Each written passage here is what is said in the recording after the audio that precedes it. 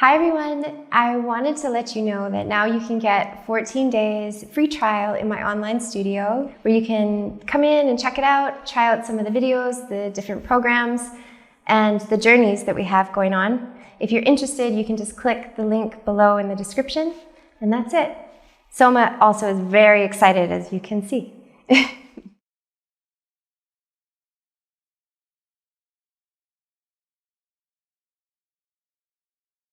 Could you please spend some words to explain how to work to turn the resistance into motivation?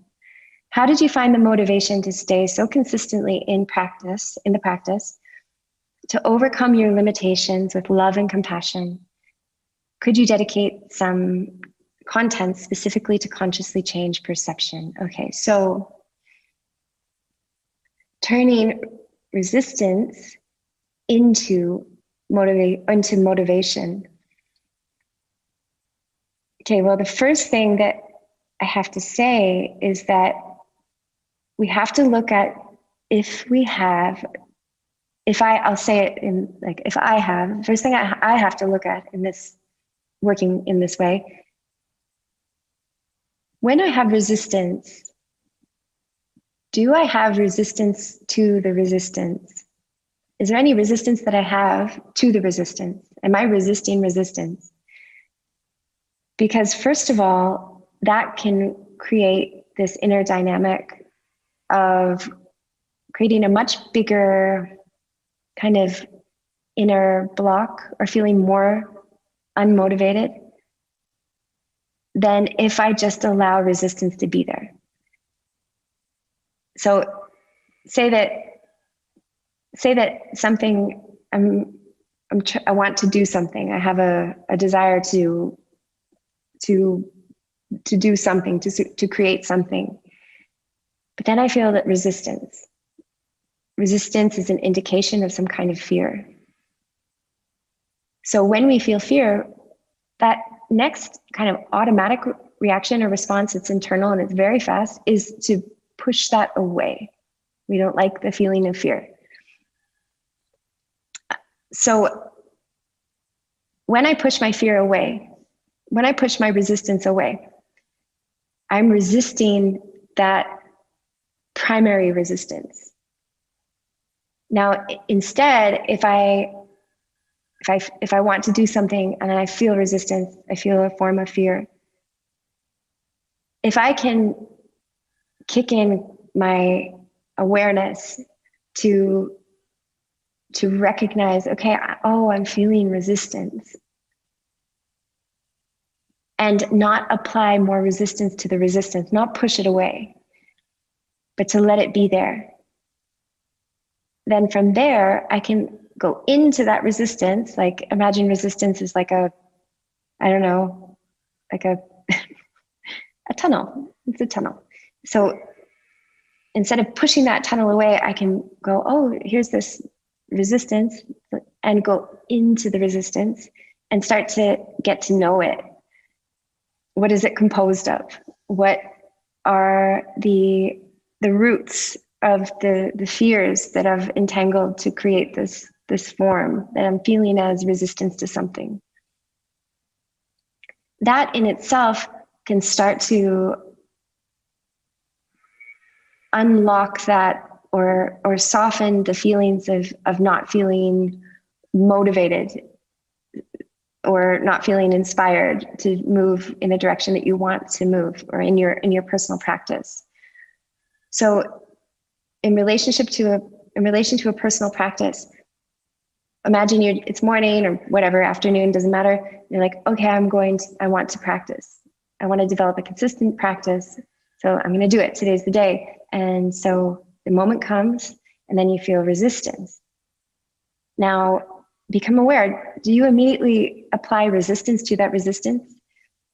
Because the resistance to the resistance creates a much more daunting experience than just feeling the resistance. Okay, I'm going to practice today. I feel resistance. It's okay. Let resistance be there in your practice. Take it to the mat. Practice with the resistance. And so this can help to unlock those like blocks that we feel when we feel unmotivated, if we just let resistance be there and not fight it.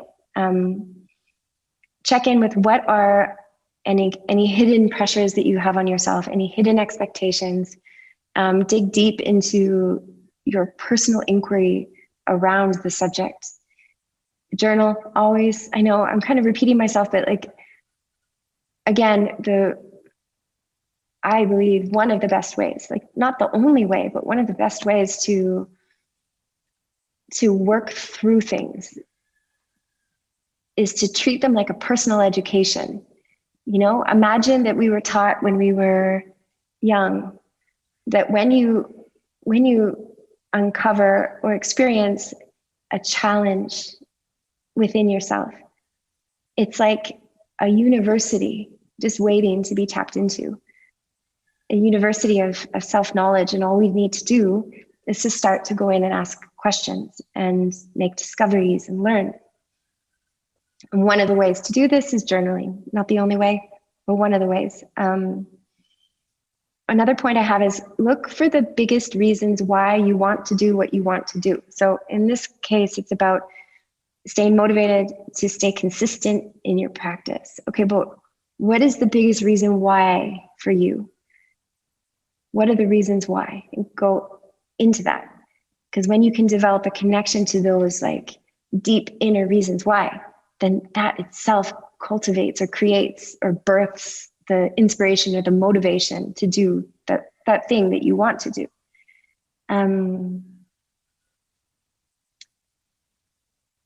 Sometimes we go through phases of feeling unmotivated to do. So also, sometimes you need to go through those phases. There's something there for us to learn. So give a little bit of allowance and space and openness to that experience as well.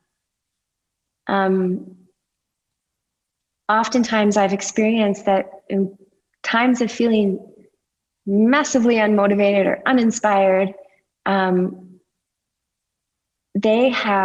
those periods of time have created a more expansive experience of motivation, of inspiration. But it's like, think about it like